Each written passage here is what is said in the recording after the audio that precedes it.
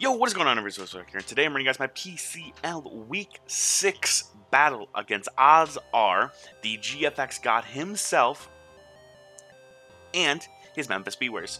If you guys aren't sure what I'm bringing, be sure to check out the team builder I posted yesterday. I know I haven't posted the team builder every time, but I did record it and it's edited. I just gotta hit the upload button at the time of recording this video right now. But I digress. So going into the game, we do see he brought that Twinneedles Therian, the Reuniclus, the Greninja Protean, that Arcanine, that Mega Aggron, and that Dragonite. Now, I see two things going in hard. I see Genesect putting in a metric gallon ton of work as long as that Aggron is gone.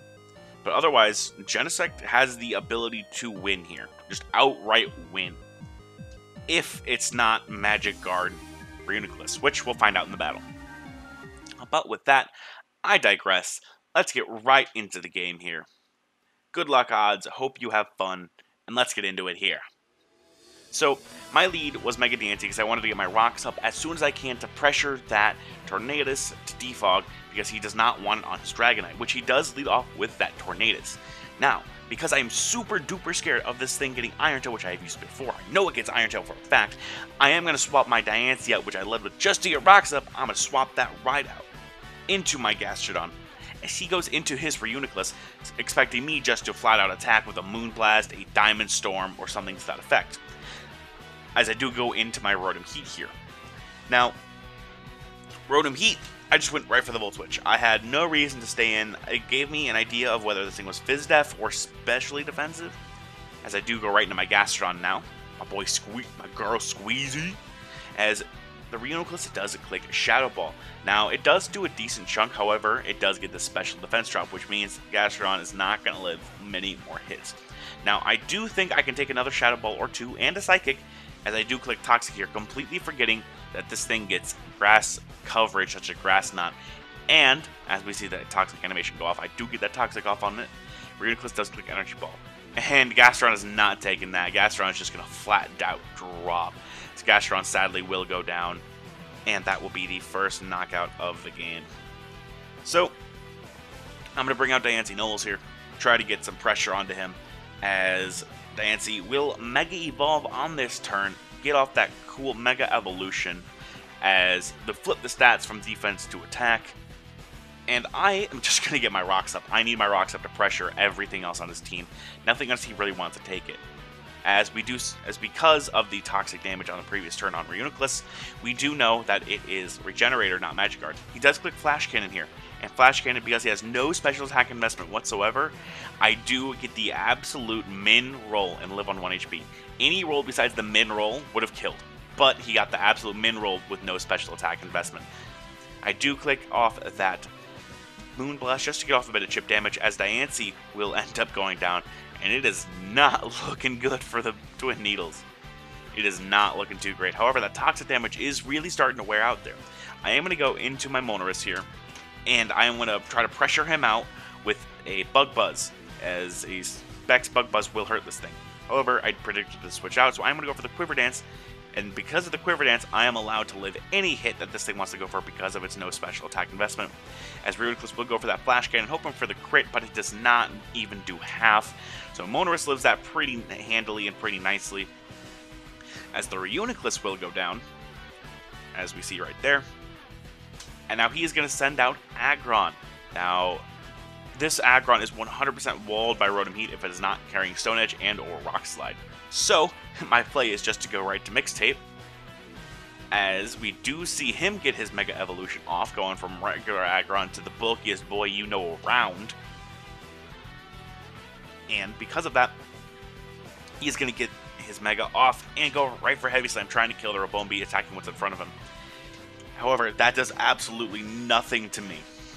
And with my leftovers back, it does almost negligible damage. Almost. Now, I'm going to get off a Will-O-Wisp here, as I unfortunately miss, as he's going to get his rocks up. Which is pretty good play on his part. Rocks are really solid. My team really does not like rocks. However, I know Rotom walls this thing indefinitely because he would have went for Stone Edge right there if he had it. So I'm just going to Will-O-Wisp this thing, making sure it cannot do anything to me with a Heavy Slam or whatever other coverage moves it has.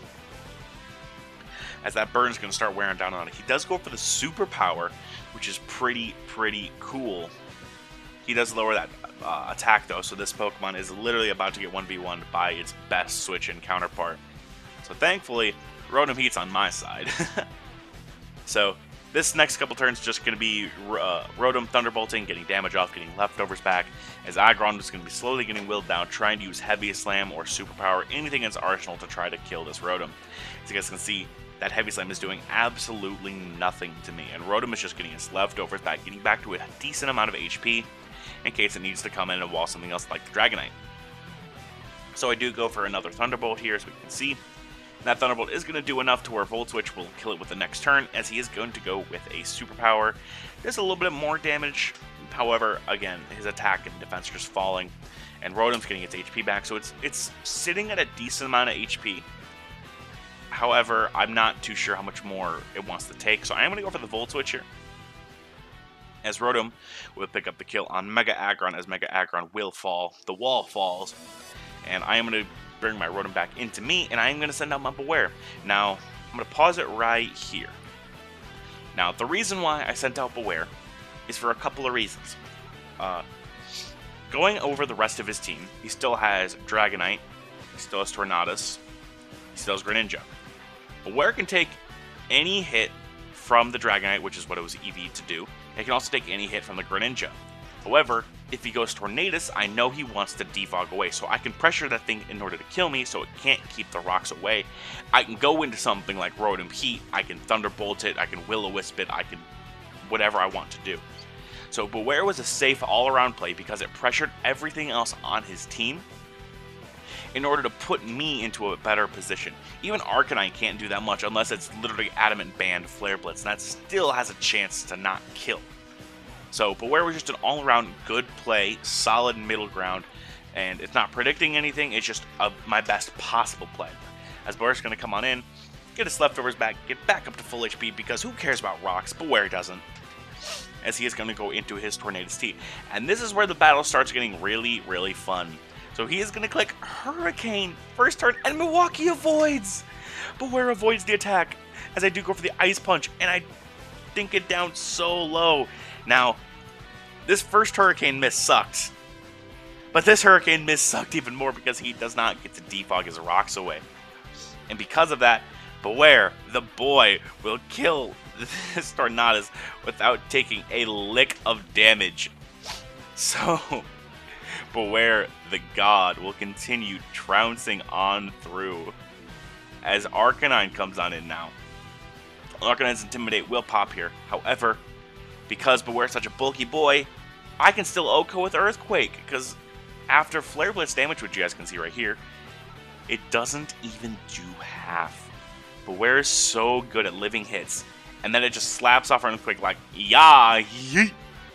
And it just, that Arcanine just drops hard to the Bewear, as Arcanine, as you guys can see right there, will fall. And Bewear pick up 2 kills against the team. It probably shouldn't have picked up more than 1. Doing Bewear things.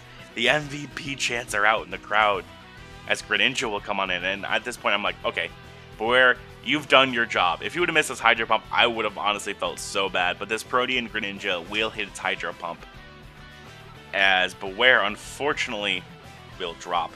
However, this does give me my Genesect, and Genesect from here can win, because for 2 things. If he is Scarf, non-modest, like timid Scarf, to outspeed my team, 2 Hydro Pumps do not KO from the calcs I was running. However, if he does lock himself into HP Fire, then it's fine. I think I have Scarf or Bombi in the back just to be sure. So, Genesect pretty safe here because it's my way of winning. Because of the Icium drive that I have, it OHKOs that frickin' Dragonite after rocks. It doesn't even need a Charge Beam boost. However, I do need to Rock Polish up on it in order to make sure I outspeed it, and to make sure I outspeed Greninja after this.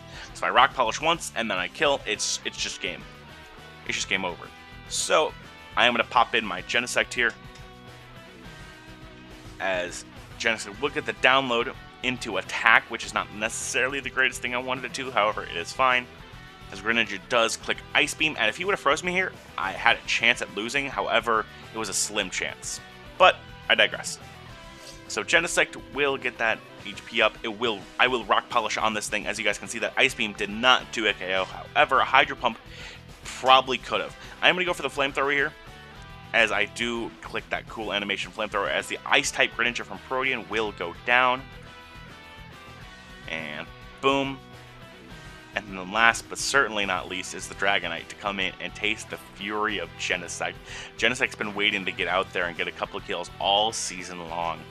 This Genesect will click that Techno Ice Beam blasted, and the Dragonite will go down as well. And that is your game. The Minnesota Twinneedles will beat the 4-1 Memphis Bewears. Good game, odds. The hacks really sucked.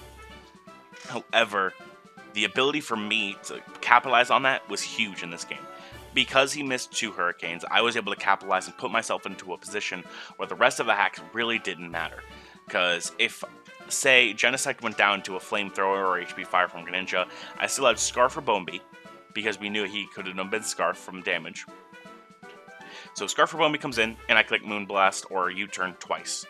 And if that isn't the case, then I also have a Rotom Heat, which can also take a Dragonite on as well. So it really just depended on what my differential was. As soon as those 2 Hurricanes missed and I killed the Doggo, the Arcanine, it was game. It was over. There's no way that he could have won that because of the ability from Bombi and Rotom Heat. However, if Genesect did go down to a Hydro Pump, from 2 Hydro Pump Scarf, I do outspeed after the Rock Polish boost. So the Hydro Pump wouldn't have O-code, but I Rock Polish once, and then if he Hydroed again, I could have clicked Charge Beam, which was my final move, as you guys saw yesterday. But I digress. Those 2 Hurricanes really did suck, and it literally called the game from there. As soon as those 2 Hurricanes missed, it just shifted the entire game into my favor. And I hate winning by hacks. However, I will take a win whenever I can, as I am now 3-3. I am back to even par. And next week, I'm going up against Konax and his Reno Raikus. But before we all do that, let's make sure we all go over to odds. Check him out. Go drop a follow. Go drop a subscribe. Whatever it is you can do, go support him. He is such a really cool guy, and he was such a good sport about the hacks that you guys just need to go check him out. He's just a cool guy. He's fun to talk to. He's overall lit, as the kids say. He's pretty cool. He's pretty cool. But with that, I digress from here. With that, we're out for the day. Peace out, Scouts.